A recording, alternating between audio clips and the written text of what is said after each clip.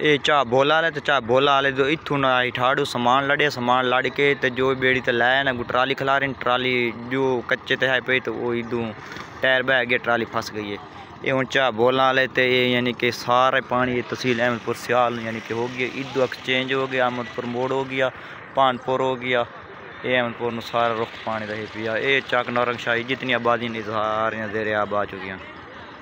तो साड़ी तो अपील है भी जितना जल्दी हो सके ना अपने आप कर लो। हूँ तो मैं तो वीडियो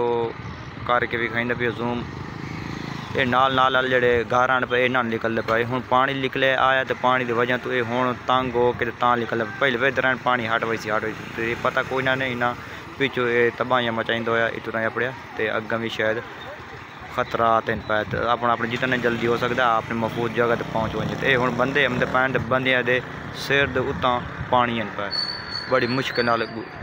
क्रॉस करके पानी नमते पैन तो पानी बड़ा तेज़ नाल ही पिया।